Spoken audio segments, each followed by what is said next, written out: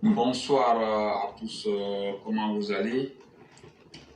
Moi je vais très bien, alors c'est un honneur pour moi de prendre la parole ce soir encore.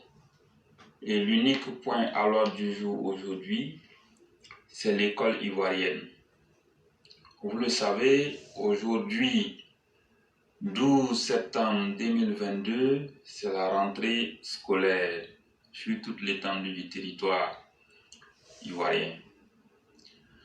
Alors, il me plaît aujourd'hui de prendre la parole à nouveau pour donner ma contribution concernant l'école ivoirienne.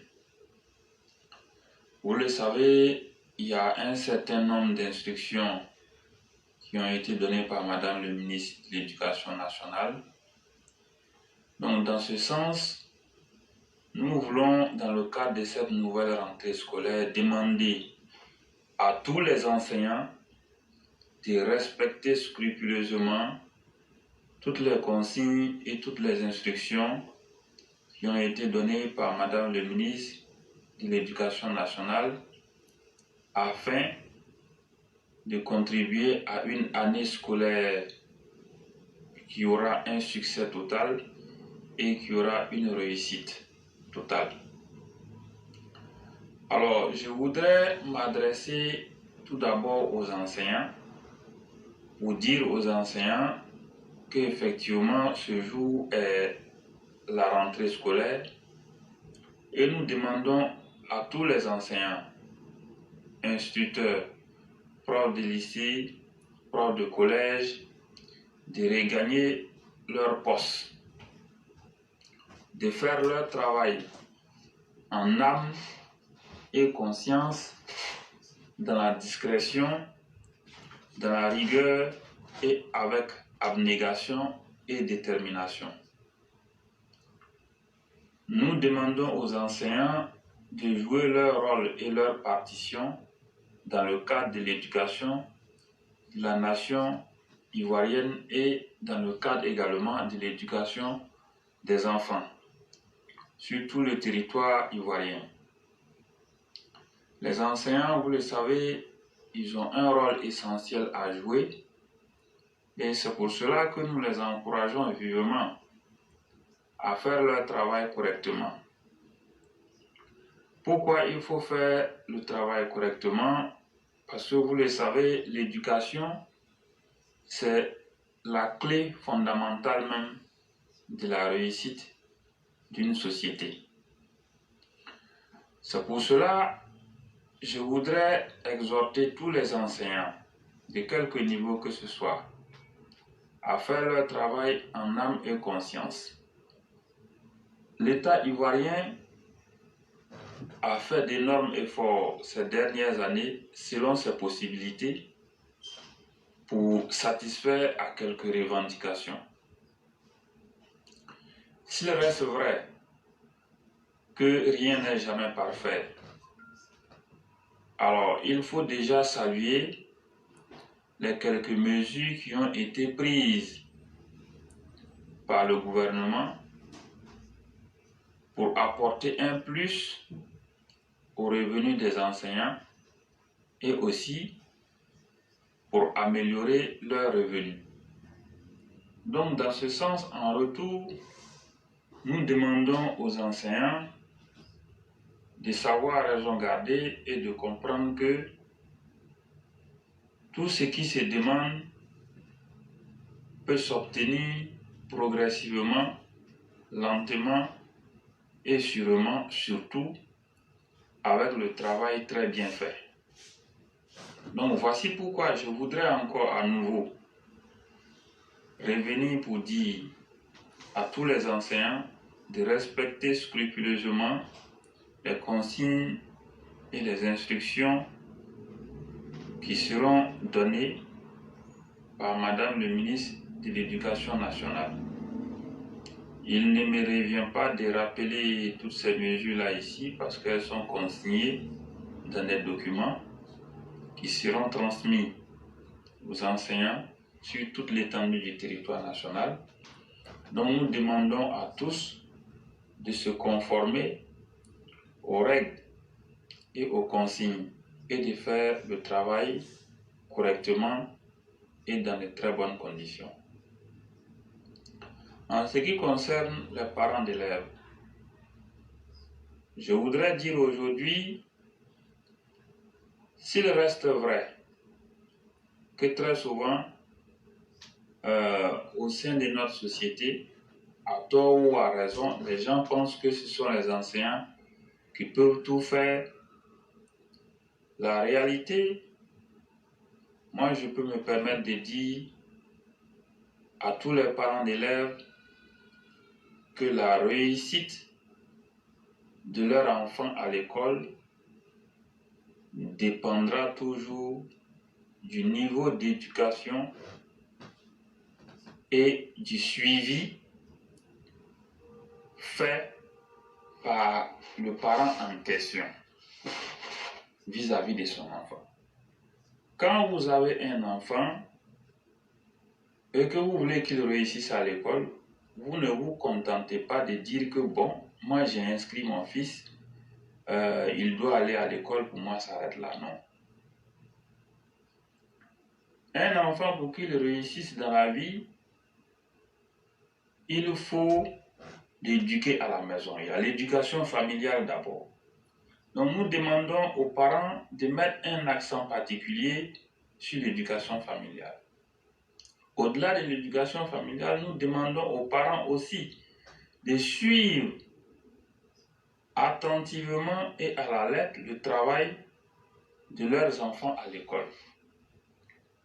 Si vous inscrivez votre fils et que vous ne suivez pas le travail qu'il fait pour savoir s'il a un bon niveau, ou bien s'il travaille mal, ou bien s'il travaille bien, bon, sur quelle base vous serez en mesure de dire que bon, mon enfant, il est sur le bon chemin et qu'il va réussir? C'est difficile.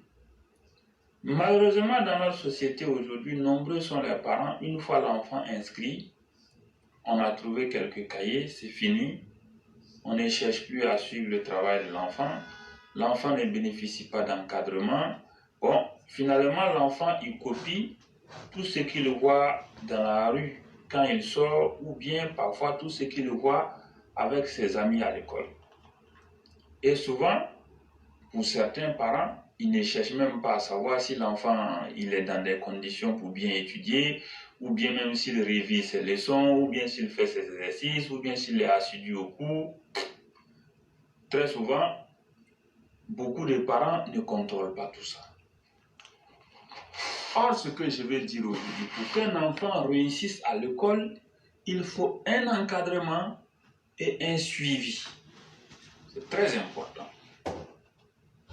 Un enfant qui n'est pas bien encadré, qui n'est pas suivi, c'est pas évident pour lui, avec tout ce que nous voyons aujourd'hui sur les réseaux sociaux et dans la rue et un peu partout. C'est pas évident pour l'enfant de réussir. Voilà pourquoi nous voulons demander aux parents d'élèves, dans le cadre de cette nouvelle rentrée scolaire, de faire en sorte que leurs enfants bénéficient de l'éducation familiale, ça c'est un, d'encadrer leurs enfants, ça c'est le 2, le 3, de suivre attentivement le travail de leurs enfants à l'école. Enfin, en ce qui concerne Madame le ministre de l'Éducation nationale, je voudrais dire à Madame le ministre de l'Éducation nationale, c'est encore une nouvelle rentrée scolaire qui est là. Cela sous-entend que ce sont de nouveaux défis. Et comme vous le savez, rien n'est jamais parfait. Il y a beaucoup à faire. Il y a beaucoup à faire. Dans ce sens que, d'abord, il faut déjà regarder attentivement ce qui s'est passé l'année dernière. Quelles sont les difficultés auxquelles l'école ivoirienne a été confrontée l'année dernière? Il faut regarder ça attentivement. En plus de cela, à partir du mois de novembre, c'est-à-dire dans un mois et demi, la suggestion que je voudrais faire à Madame le ministre de l'Éducation nationale, c'est de déployer sur toute l'étendue du territoire national des missions d'inspection de l'école ivoirienne pour aller faire certains constats, notamment sur certains aspects donnés. Les problèmes auxquels l'école ivoirienne est confrontée sont connus. Très souvent, il y a le déficit. Et à l'issue de l'évaluation, vers la mi-novembre, le ministère de l'Éducation nationale sera en mesure de savoir exactement le nombre de salles de classe qui manquent, le nombre d'enseignants qui manquent sur toute l'étendue du territoire national, les difficultés au niveau des effectifs pléthoriques et également le manque de matériel didactique. Donc à partir de là, le ministère de l'Éducation nationale pourra faire un rapport complet et très bien détaillé qu'il va déposer sur la table du gouvernement pour étude, analyse et faisabilité. Il est très important de faire cette mission, je le dis en connaissance de cause, parce que la réalité, elle est connue. De nombreux efforts ont été faits par le gouvernement. Mais la réalité, c'est que il y a encore un peu partout dans le pays des difficultés.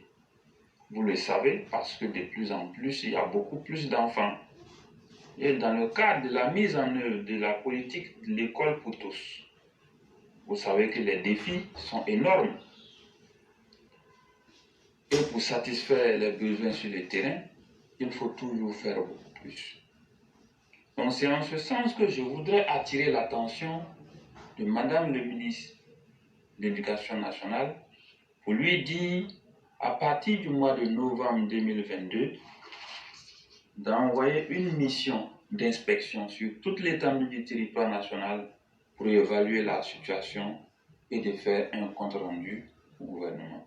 Je voudrais attirer également l'attention de Madame le ministre de l'Éducation nationale sur le cas des enseignants dans le privé, plus précisément école primaire privée, collège privé et lycée privé. Les enseignants qui enseignent dans les écoles primaires privées, dans les collèges privés, dans les lycées privés ont d'énormes difficultés parce que la plupart du temps, ils ne sont pas payés par les fondateurs ou parfois ce sont des retards des salaires ou bien parfois ce sont des salaires sur plusieurs mois qui sont impayés ou alors parfois ce sont des licenciements abusifs. Bref, il y a beaucoup de problèmes. Souvent même, c'est l'heure qui est donnée comme taux horaire de vacation. Le taux horaire de vacation, il est vraiment très dérisoire. Et ceci pose un réel problème en termes de qualité de l'enseignement dans ces écoles primaires privées, collèges privés et lycées privés. Nous voulons attirer aujourd'hui l'attention de Madame le ministre de l'Éducation nationale pour lui dire qu'il est important d'évaluer le dossier des enseignants dans les collèges privés, lycées privés et écoles primaires privées également. C'est très important d'évaluer la situation. À l'issue de l'évaluation de la situation, les difficultés seront connus également. Mais d'ores et déjà, ce que nous pouvons proposer pour améliorer la situation, dans un premier temps, les écoles privées, dans leur mode de fonctionnement, ont deux méthodes de paiement des enseignants. Il y en a qui recrutent des enseignants où ils donnent des salaires mensuels. Par contre, aussi, souvent, il y a le modèle de la vacation, ce qui se comprend tout à fait. La vacation existe un peu partout dans le monde, dans les secteurs de l'éducation, formation, et aussi dans les secteurs de la santé, ça se comprend.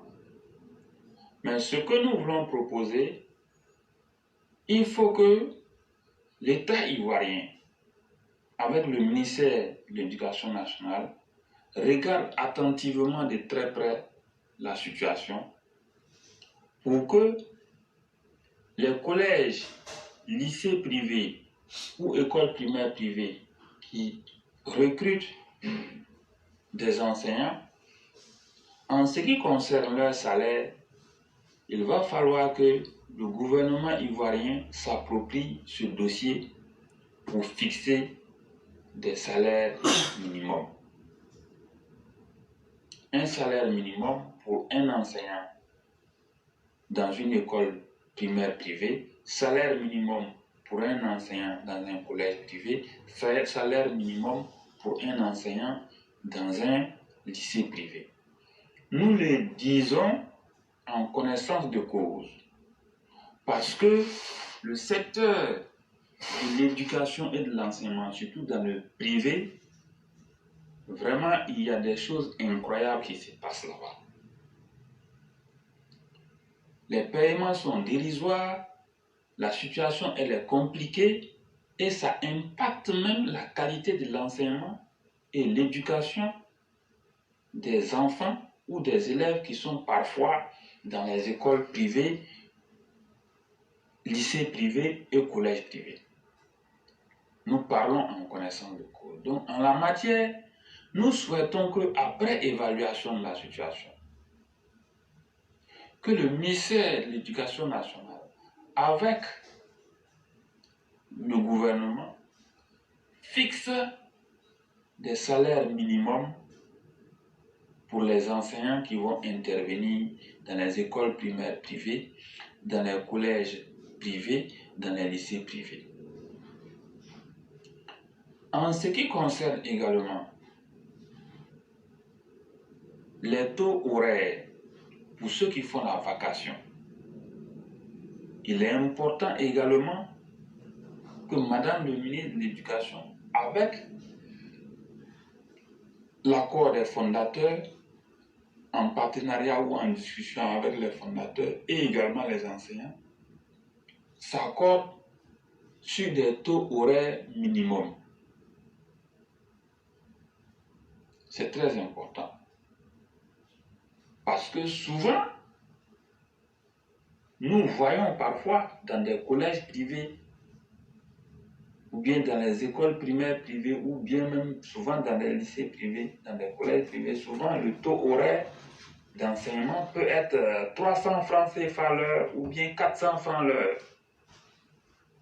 Ça, c'est pas l'objet d'un débat. Nous avons vu des collèges en Côte d'Ivoire ici où l'enseignant il est payé à 300 francs l'heure ou 400 francs l'heure. Oui, 500 francs l'heure parfois, c'est une réalité. Et nous savons de quoi nous parlons. Ceci parfois impacte négativement la qualité de l'enseignement et le niveau d'éducation des apprenants ou des élèves. Pour améliorer la situation et assainir le milieu, il est important de mettre des garde-fous, de sorte qu'on sache un enseignant qui vient pour la vacation dans un collège privé, voici le taux horaire auquel il a droit, minimum, le taux horaire minimum. Un enseignant qui intervient dans un lycée privé, voici le taux horaire minimum auquel il a droit. C'est important.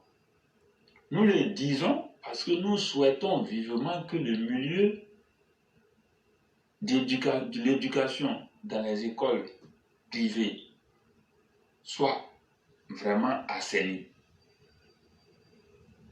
C'est très important. Parce que parfois nous assistons à des dérives dans les collèges privés, dans les lycées privés, dans les écoles primaires privées, et parfois ceci n'est pas fait même pour éduquer correctement les apprenants, ce n'est pas fait pour former dans de bonnes conditions les élèves, et parfois nous voyons les inconvénients de tout ce qui se passe dans ces mauvaises écoles privées ou bien dans ces systèmes qui ne respectent rien du tout. Nous voyons les résultats au sein de notre société, nous voyons les inconvénients. Donc nous souhaitons vivement que le milieu soit assaini parce que je l'ai dit et je le répète, la réussite d'une société repose sur l'éducation. Nous avons tous intérêt à mettre un accent particulier sur l'éducation en Côte d'Ivoire si nous voulons garantir un meilleur avenir aux générations à venir. Ceci est très important. Pour terminer, je voudrais personnellement remercier son Excellence M. Alassane Ouattara, le chef de l'État, pour l'acte fort qu'il a eu à poser récemment en intégrant définitivement les 10 500 enseignants à la fonction publique. Les enseignants qui avaient été recrutés dans le cadre du programme PSGO 2019, les enseignants contractuels, ils sont devenus des fonctionnaires à temps plein.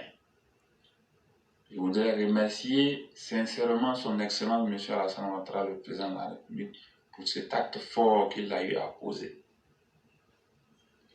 Et aussi, je voudrais plaider à nouveau, dans le cadre de la couverture des besoins en enseignants et dans le cadre aussi de la création d'emplois, je voudrais plaider à nouveau auprès de son Excellence M. Alassane Ouattara, le chef de l'État, pour lui dire d'insister sur le fait que la mission d'inspection que nous venons de soulever là soit effectivement réalisée.